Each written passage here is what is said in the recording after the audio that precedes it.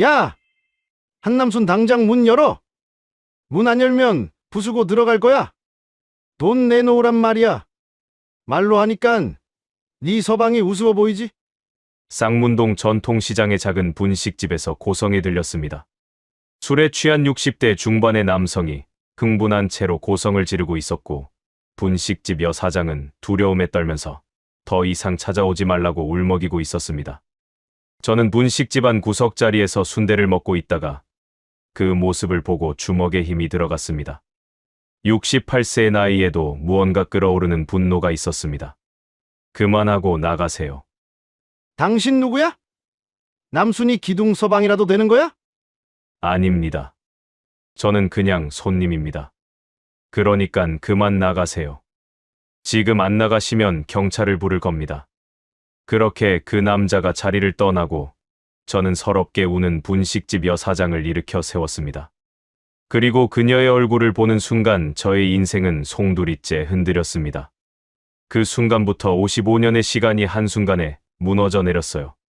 지금부터 그 분식집 여사장의 정체와 68세의 인생의 후반전에 접어든 저의 기막힌 인생 사연을 들려드리겠습니다. 시청 전 구독과 좋아요, 그리고 알람 설정 해주시면 매일 새로운 이야기로 찾아뵙겠습니다. 1년 전 제 아내가 세상을 떠났습니다.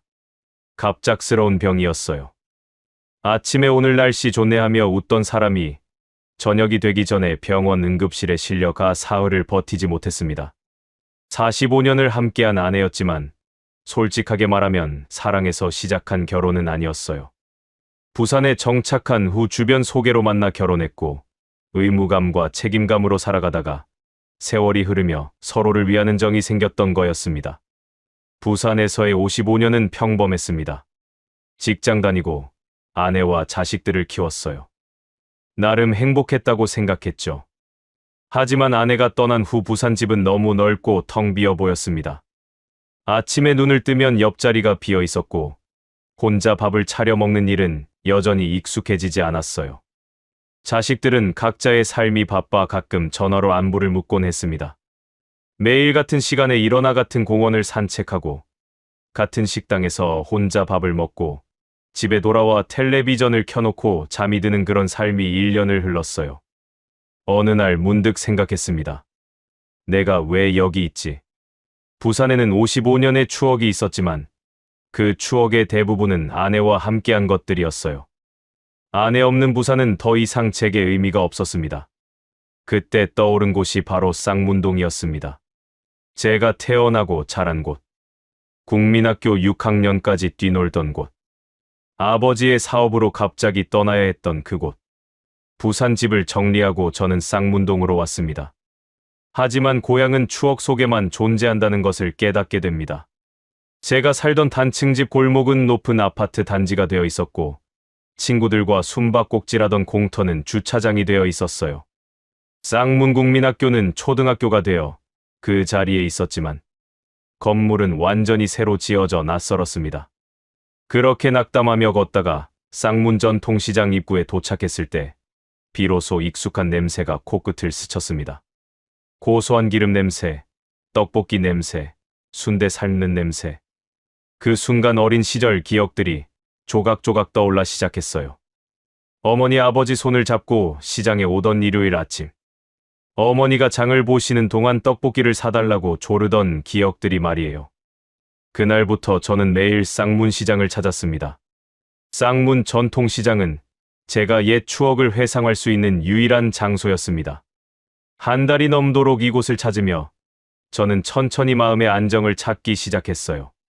매일 오전 10시쯤이면 저는 시장 골목을 따라 걸었습니다. 포장마차들 사이를 헤치고 생선 파는 아주머니들의 목소리를 듣고 뜨거운 기름에서 피어오르는 연기를 맡으며 말이에요. 처음에는 모든 것이 낯설었습니다. 가게 이름도 모르고 사람들 얼굴도 낯설었죠. 하지만 날이 거듭되며 조금씩 변했어요. 3일째가 되니 떡을 만드는 할머니의 리듬이 보였고 5일째가 되니 야채를 파는 청년의 인사가 들렸고 일주일이 지나니 국밥을 파시는 아저씨의 일과 전체가 눈에 들어왔습니다.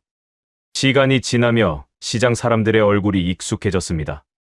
국밥을 파시는 남자 사장님, 떡을 만드시는 할머니, 야채를 포장하는 청년. 저는 그들이 일하는 모습만 봐도 마음이 놓였어요. 특별한 말을 나누지 않았지만 매일 같은 시간에 같은 자리에서 같은 일을 하는 그들의 모습이 저를 안정시켰습니다. 그들은 저를 보면 살짝 인사를 건네주고 저도 가볍게 인사를 했습니다. 말이 없어도 통하는 그런 감정이 있었어요. 쌍문 시장의 일상은 계절을 따랐습니다. 10월 초의 따뜻한 오후, 매운 고추 냄새가 더 진했고 10월 중순이 되니 겉옷을 껴입은 사람들이 늘었습니다. 시장의 리듬도 그에 맞춰 변했어요. 빨리 손을 움직이는 사람, 천천히 걸어가는 사람, 한 가지를 오래 보며 고르는 사람. 그 모든 것들이 제게는 공부였습니다. 어느 날은 국밥집 남자 사장님이 저를 불렀어요. 국밥 한 그릇을 공짜로 주면서 말했습니다. 요즘 자주 보이시네요. 혹시 쌍문동 사람이세요? 예, 어릴 때 여기서 살았어요. 그 말에 사장님의 눈이 반짝였습니다. 무언가 대화의 물꼬가 트인 것 같았어요. 그는 제게 국밥을 놓아주며 자연스럽게 옆에 앉았습니다. 그렇구나. 그럼 참 좋겠네요. 고향에 돌아오셨으니까요. 이 시장도 많이 변했죠? 네, 많이 변했어요. 하지만 이 냄새는 변하지 않았더라고요. 그 말을 하며 저는 국밥을 한 숟가락 더 입에 넣었습니다.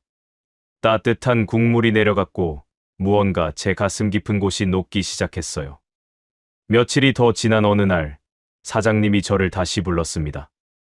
이번에는 조금 다른 표정이었어요. 마치 무언가를 제안하려는 표정 같았어요. 혹시 순대 잘 드세요? 네, 뭐든 잘 먹는 편이에요. 그럼 한 가지 추천해드리고 싶은 곳이 있어요. 시장 골목 안쪽에 분식집이 있는데 거기 순대가 정말 맛있어요. 주인분이 옛날 방식으로 직접 만드신다니까요. 재료도 신선하고 정성이 들어가 있다니까요. 시간 날 때 한번 가보세요. 저는 그 추천에 별다른 기대를 하지 않고 분식집으로 향했습니다. 그저 시간을 때우려는 마음이었어요. 내가 왜 이곳을 찾았는지 아직 명확하지 않았거든요. 아내를 따라 부산으로 간 것처럼 이제 고향을 따라 서울로 온 것일 뿐이었습니다. 하지만 그 결정이 제 인생을 완전히 바꿀 줄은 그때 전혀 몰랐습니다. 분식집 문을 열었을 때 설거지를 하던 여자분이 고개를 들었어요. 그 순간 세상이 멈추는 듯한 느낌이 들었습니다. 낯설지만 낯선 게 아닌 그런 기분. 첫눈에 알 수 없는 무언가가 저를 자꾸 끌어당겼거든요. 그 사람의 눈빛, 그 사람의 움직임, 그 사람이 내뿜는 전체적인 분위기가 어딘가 저에게 말을 걸고 있었습니다. 순대 한 접시를 주문해서 받아 앉으며 저는 계속 그 여자분을 바라봤어요. 여자분도 저를 자주 쳐다봤습니다. 그 눈빛 속에는 제 눈과 같은 혼란이 담겨 있었어요. 혹시 어디서 본 것 같은 느낌. 아주 오래전, 매우 구체적인 어디선가. 마치 잊고 싶었던 꿈을 갑자기 꿀 때의 그런 느낌이었습니다. 저는 조심스레 말을 걸었습니다. 실례지만 쌍문동에서 오래 사셨어요? 여자분이 제게 대답했어요. 네, 평생을 여기서 살았어요. 그 순간 제 심장이 철렁 내려앉았습니다. 제 손이 떨렸어요. 혹시 쌍문 국민학교 나오셨나요? 생각하기도 전에 질문이 입 밖으로 나왔습니다.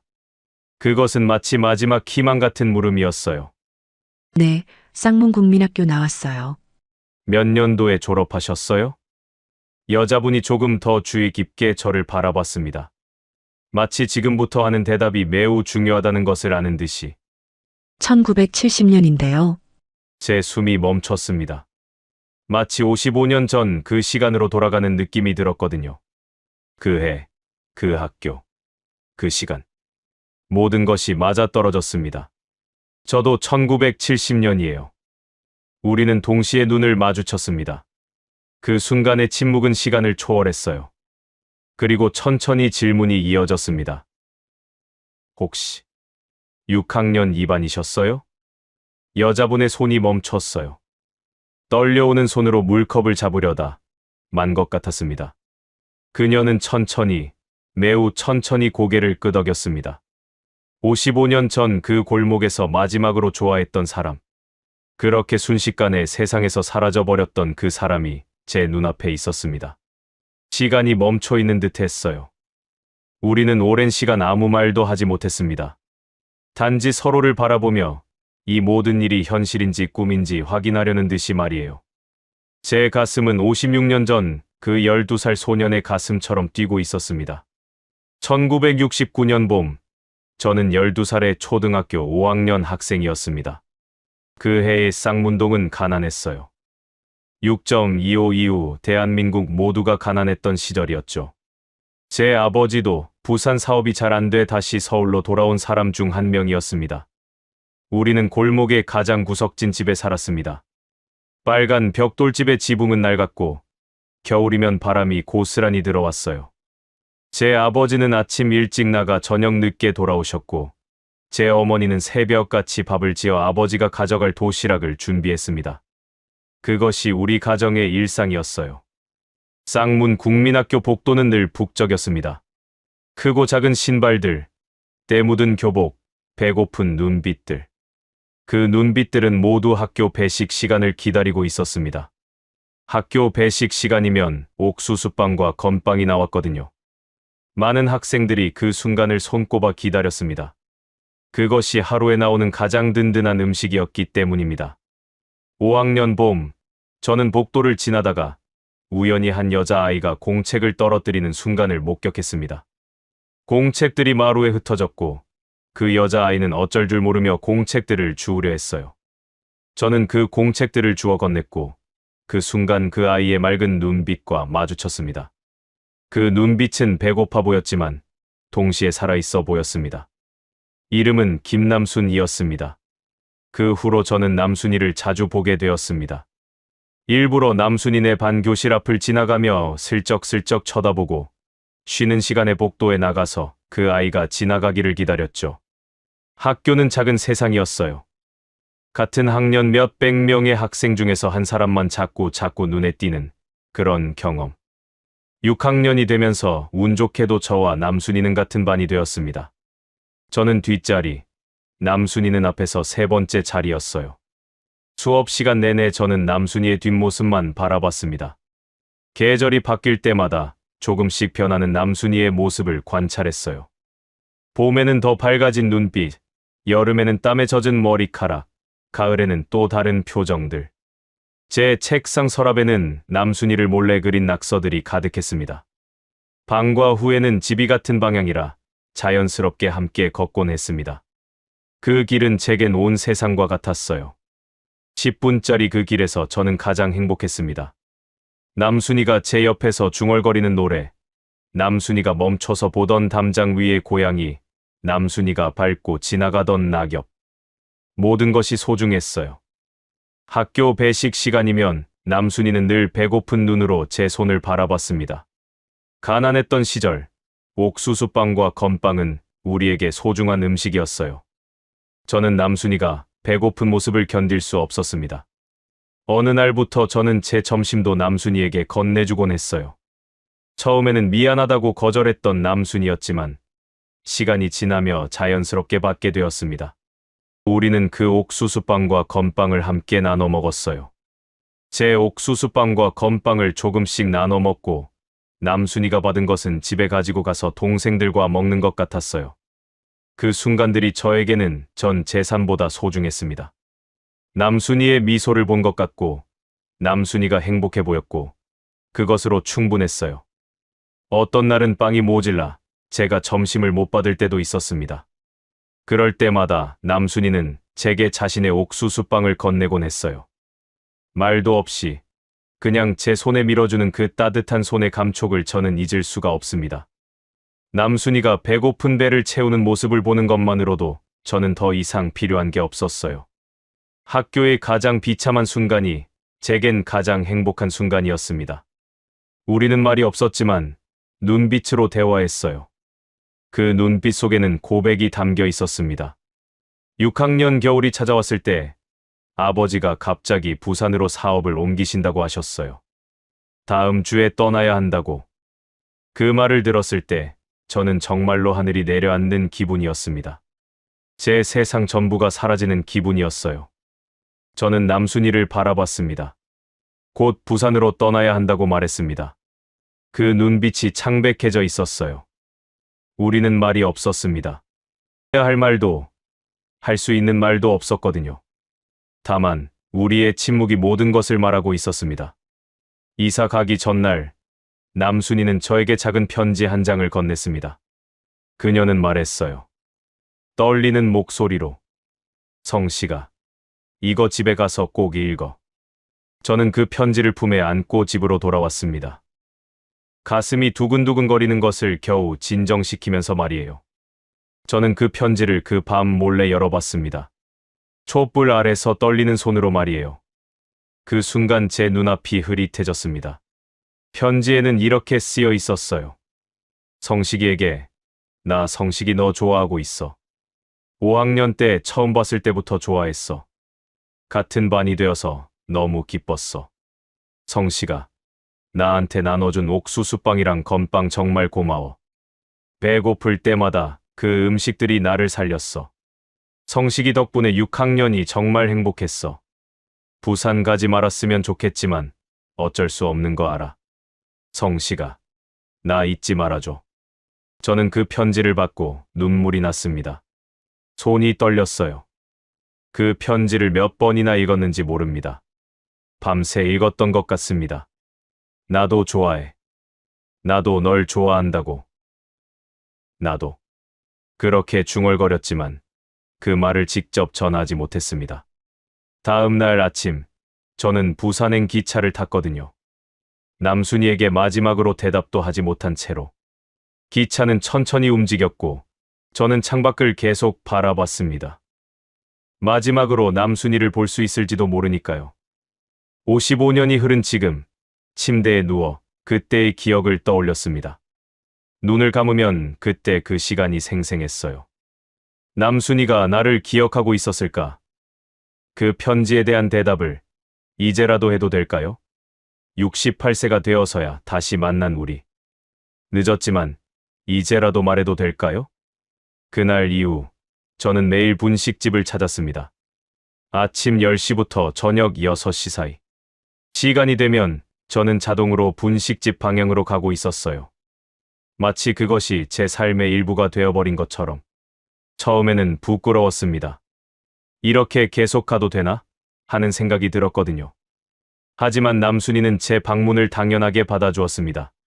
마치 제가 올 것을 알고 기다리던 것처럼. 점심시간이 지나 손님이 없는 오후 시간이면 우리는 마주 앉아 55년의 이야기를 나눴습니다. 남순이는 쌍문동을 떠나지 않고 평생 이곳에서 살았다고 했어요. 20대에 결혼했고 이 분식집도 그때부터 시작했다고 했죠. 제 질문에 답하면서도 남순이의 눈빛은 자꾸 흔들렸습니다. 마치 지금의 자신을 보이는 것이 부끄럽다는 표정이었어요. 이혼했다는 남순이의 말에 제 심장이 철렁 내려앉았습니다. 하지만 그건 남순이의 잘못이 아니었어요. 저는 그것을 이내 깨달았습니다. 남순이는 그저 상황의 피해자일 뿐이었습니다. 그리고 그것이 남순이의 가치를 깎아내릴 수 없다는 것도 알았어요. 남순이는 제 이야기도 들었습니다. 부산에서 직장 다니며 평범하게 살았던 것, 아내와 함께 자식들을 키웠던 것, 그리고 1년 전 아내가 세상을 떠났다는 것. 우리는 둘 다 혼자였습니다. 55년의 시간을 건너뛰고 나서야 마주친 두 명의 외로운 사람이었어요. 우리는 서로를 보며 무언가를 깨달았습니다. 이 외로움이 이렇게 오랜 시간 나를 기다리고 있었구나 하는 깨달음 말이에요. 며칠이 지난 후 저는 아침의 거울을 보며 고민하기 시작했습니다. 오늘은 이 옷을 입을까? 저 옷을 입을까?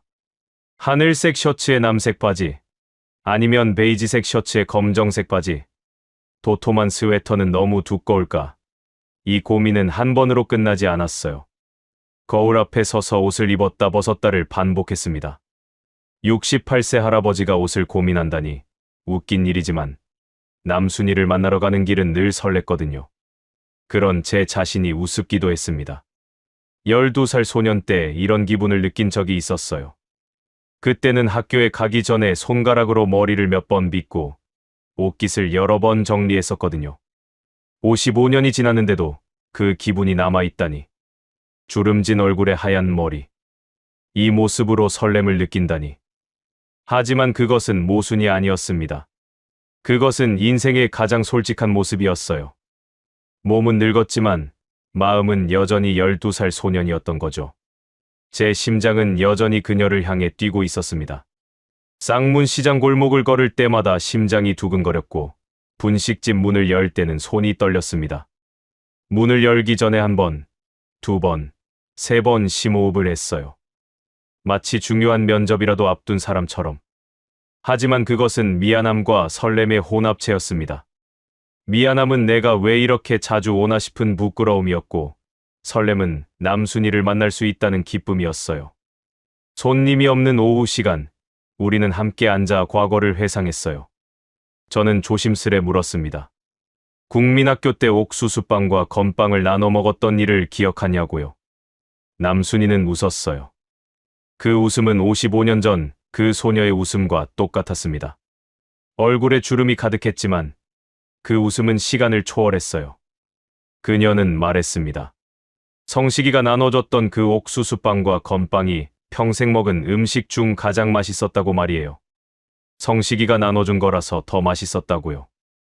그 말을 들었을 때 제 가슴이 뜨거워졌습니다. 55년이 지났는데도 그 기억이 남순이의 마음에 남아 있었다니.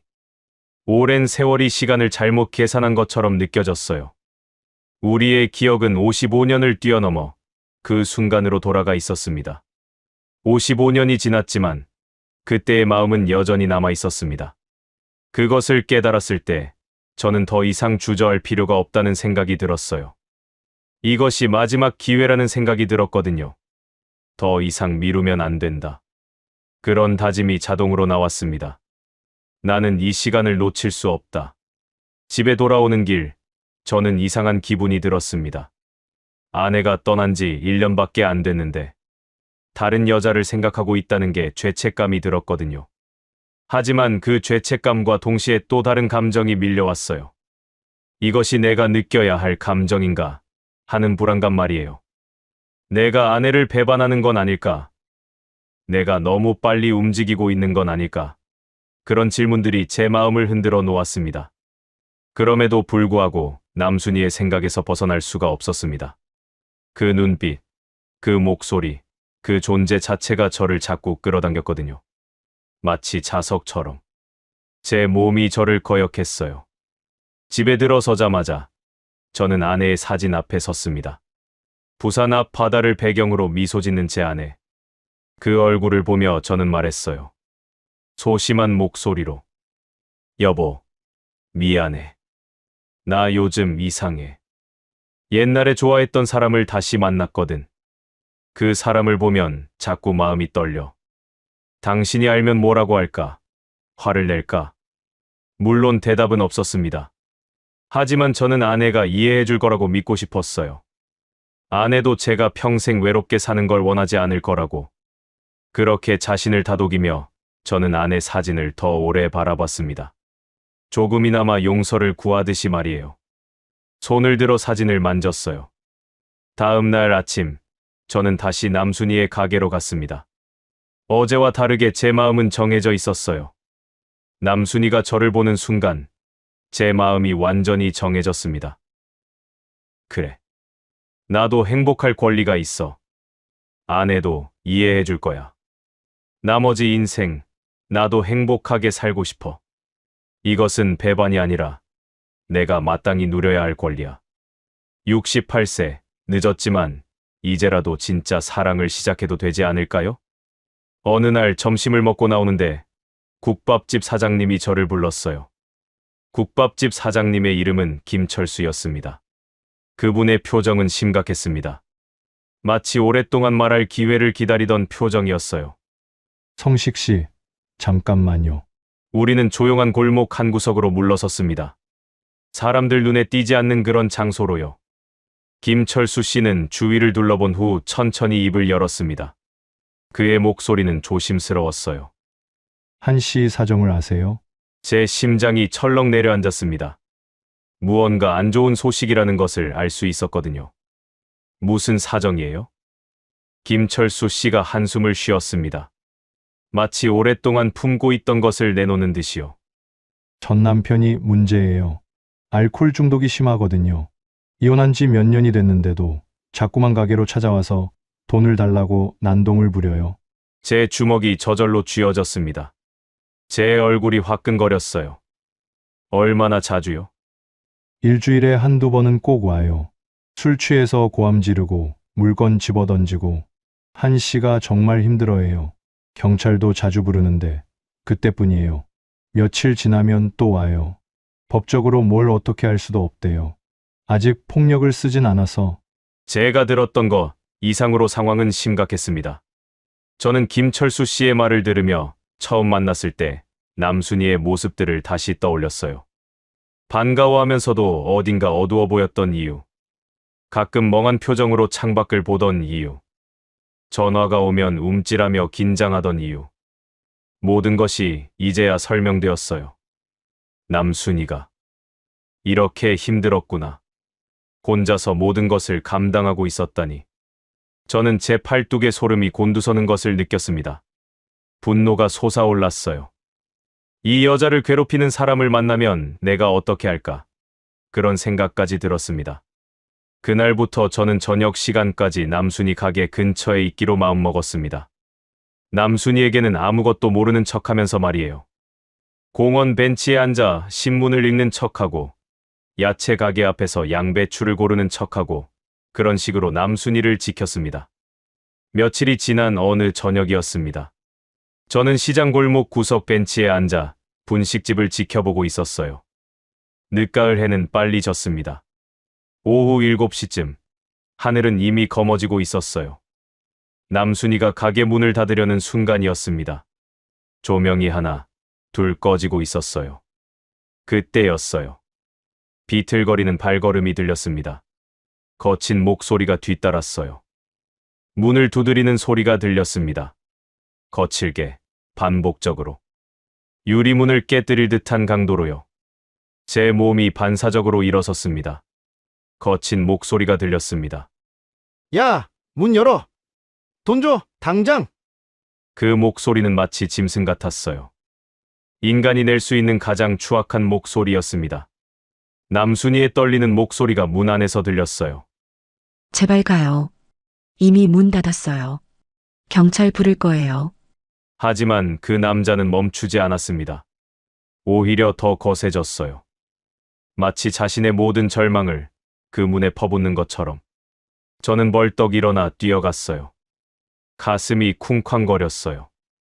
제 두 다리가 저를 자동으로 그곳으로 옮겨주고 있었습니다. 뭐 하는 겁니까? 제가 다가가니 그 남자가 돌아봤습니다.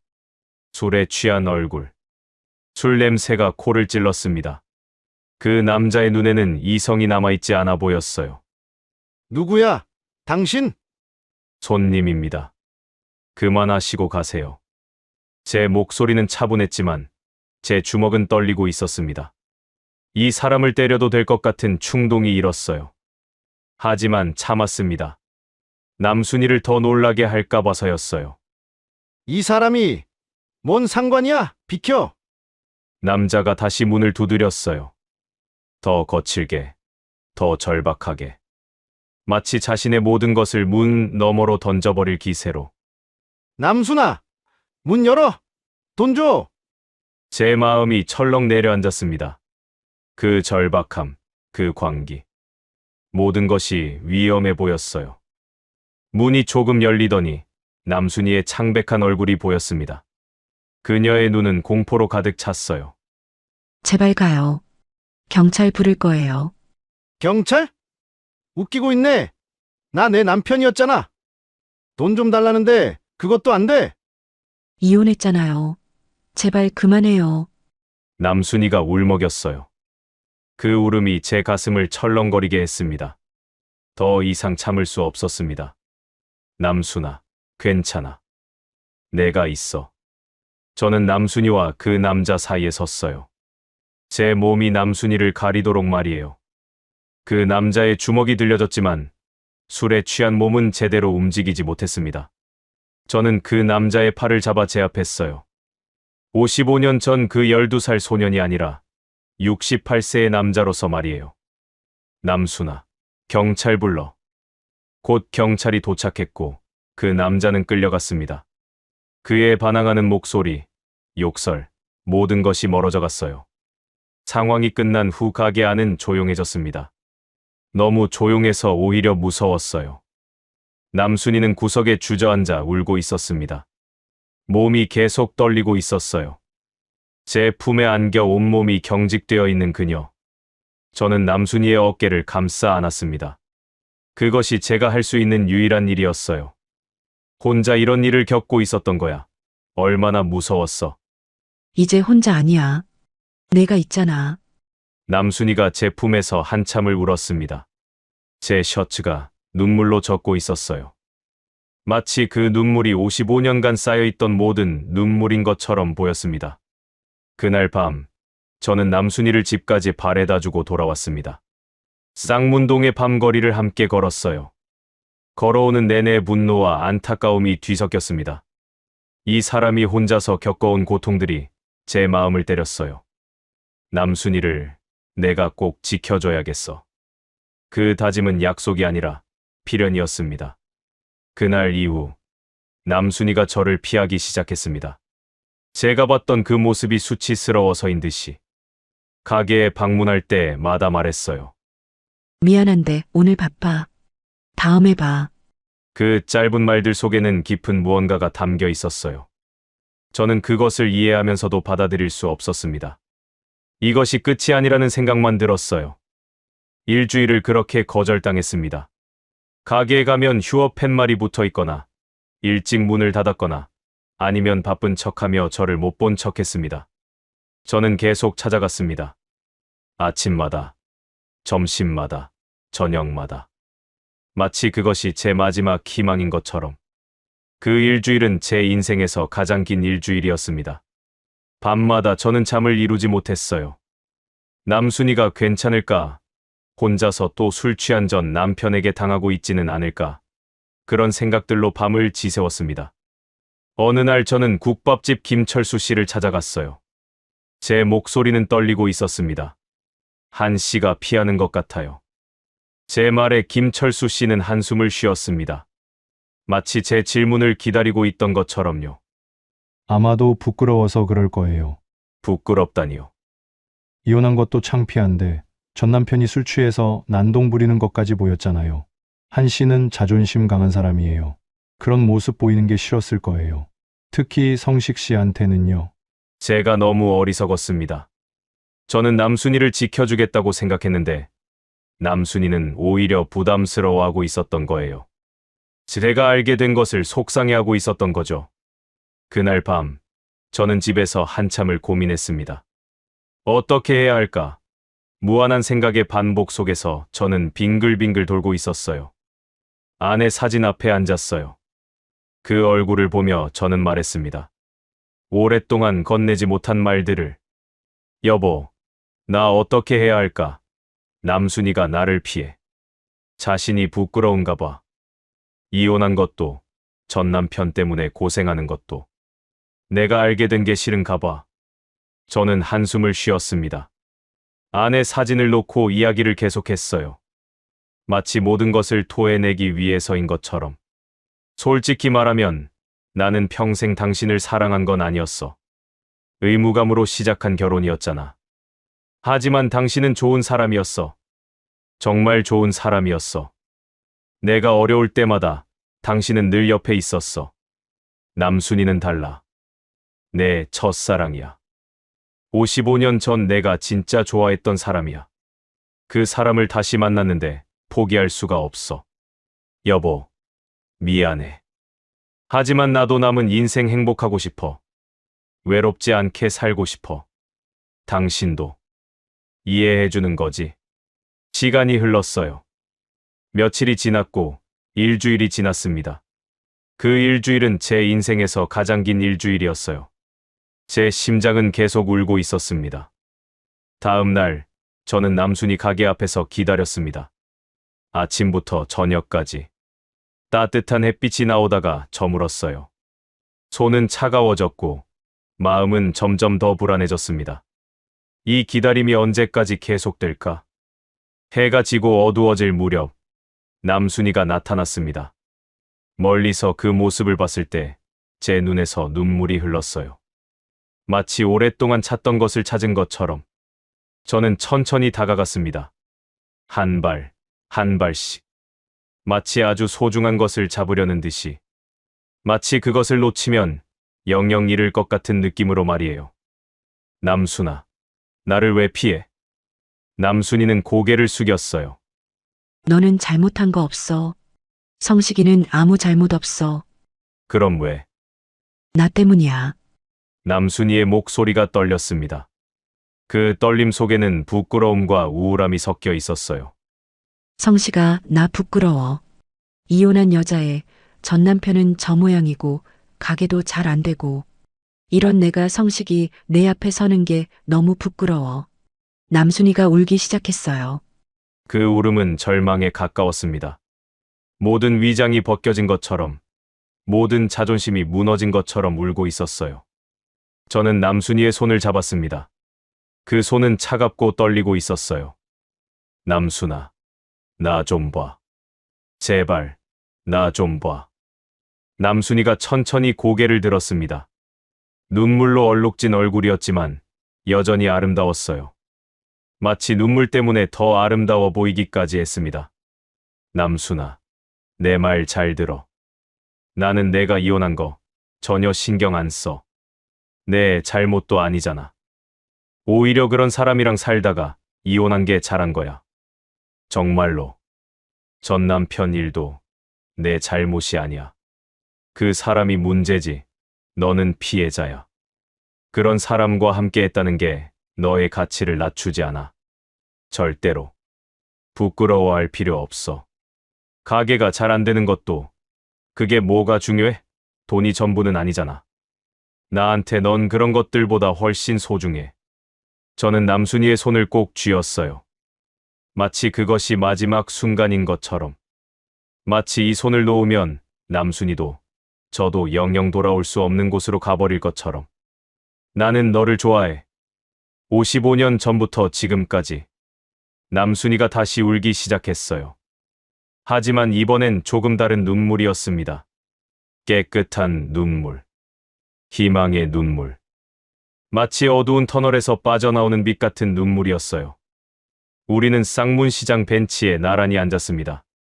11월에 차가운 바람이 불었지만 저는 춥지 않았어요. 남순이가 제 팔을 잡고 있었거든요. 그 팔의 온기가 제 몸 전체를 데우고 있었습니다. 남순아, 나한테 숨기지 마. 힘들면 힘들다고 말해. 전 남편 일도 내가 도와줄게. 법적으로 해결하자. 저는 변호사를 찾아갔어요. 남순이를 함께 데려갔습니다. 변호사의 방에 앉아 전 남편의 폭력과 협박, 금전 요구 사항들을 차근차근 설명했어요. 남순이는 그 옆에 앉아 약간 떠는 목소리로 자신의 경험을 얘기했습니다.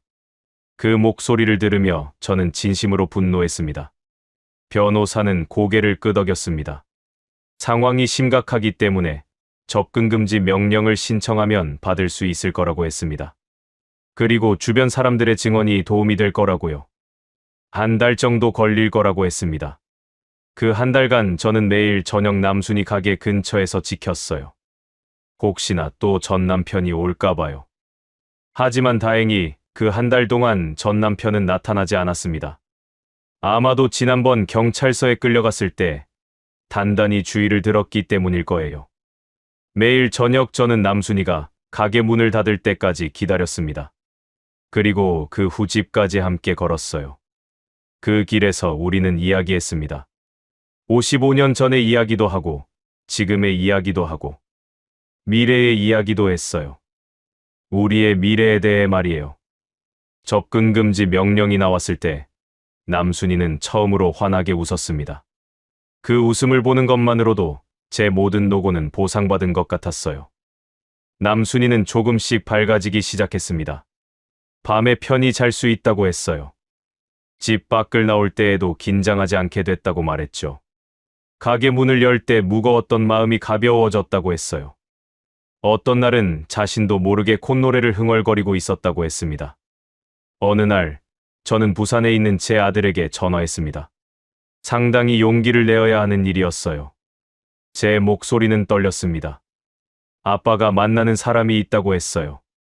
국민학교 때 같은 반이었던 친구라고. 우연히 다시 만났다고요. 전화기 너머로 침묵이 흘렀어요. 제 아들은 말이 없었습니다. 엄마 돌아가신 지 1년밖에 안 됐는데 하는 아들의 목소리도 들렸습니다. 그것은 이해도 아니고 축복도 아닌 그저 놀람이었어요. 하지만 그 다음 말은 달랐어요. 아버지가 행복하시면 그게 가장 중요한 거라고 했죠. 엄마도 아버지가 외롭게 사는 거를 원하지는 않으실 거라고요. 그리고 아버지 목소리를 들으니 진짜 행복해 보인다고 말했어요. 저는 눈물이 났습니다. 제 아들이 저를 이해해 준 것입니다. 남순이도 딸에게 말했다고 했어요. 딸이 좋아한다고. 엄마가 웃는 거 오랜만에 본다고 말이에요. 엄마가 다시 살아있는 것 같다고요. 우리는 손을 꼭 잡았습니다. 쌍문시장 벤치에서 11월의 저녁 해를 바라보며 마치 55년을 건너뛴 시간을 다시 모아서 현재의 이 순간으로 만든 것처럼 68세, 55년 만에 이룬 사랑. 법적 문제도 모두 해결됐습니다. 전 남편은 접근 금지 명령을 받은 후로 한 번도 나타나지 않았고 남순이는 이제 밤에 편히 잘 수 있다고 했어요. 그 말을 들었을 때 저도 진정으로 마음이 놓였습니다. 저는 본격적으로 분식집을 함께 운영하기로 했습니다. 아침 6시에 일어나 저녁 7시에 문을 닫을 때까지 제가 순대를 삶고 남순이가 손님을 맞이해요. 둘이서 하니까 훨씬 수월하더라고요. 아침마다 함께 시장으로 출근하고 점심을 함께 먹고 저녁에 함께 돌아갑니다. 그 일상이 저에게는 최고의 행복입니다. 55년을 기다린 일상. 너무나 당연해 보이지만 너무나 소중한 일상이에요. 시장 사람들도 우리를 축복해 줍니다. 단골들도 우리를 응원해 줘요. 두 분 정말 잘 어울려요. 국밥집 김철수 씨가 웃으며 말했어요. 그리고 우리를 보면서 살짝 눈물을 흘렸습니다. 자식들도 이제는 완전히 받아들였어요. 명절에 서로 만나서 인사도 했죠. 엄마가 정말 밝아졌어요. 예전에는 늘 우울해하셨는데 지금은 정말 행복해 보이세요. 하는 남순이 딸의 말을 들었을 때 저는 제 선택이 옳았다고 확신했습니다. 아직 정식으로 결혼은 안 했지만 곧 할 예정입니다. 68세에 결혼식을 올린다니 생각만 해도 설렙니다. 자식들과 손주들도 축하한다고 했어요. 아이들이 신혼여행까지 보내주겠다고 했습니다. 지금 저는 매일 아침 남순이와 함께 쌍문시장으로 출근합니다. 네, 출근이라는 표현이 맞아요. 어제 남순이와 저는 쌍문 국민학교 앞을 지나갔어요. 55년 전 우리는 그곳에서 만났습니다. 아무 의심 없이, 아무 계획 없이, 그저 우연이라 불리는 운명으로. 그 학교 앞에서 남순이는 저를 바라봤습니다. 그 눈빛은 여전히 맑았어요. 55년 전 그 소녀의 눈빛과 같았습니다. 하지만 이제는 더 이상 불안해하지 않습니다. 성식아, 고마워. 그때 못해준 대답을 지금 해줄래? 남순이가 말했습니다. 그리고 저는 답했어요. 나도 고마워, 남순아. 55년을 기다려서 이제야 진짜 사랑을 시작할 수 있게 되었어. 너를 사랑해, 너를 많이 사랑해. 우리는 그 자리에서 오랜 시간을 섰습니다. 학교 담장을 바라보며 지나간 시간을 추억하며 남은 시간이 소중하다는 것을 깨달으며 손을 꼭 잡은 채로 말이에요. 여러분 사랑하세요. 용기 내세요. 나이는 숫자에 불과합니다. 당신도 할 수 있습니다.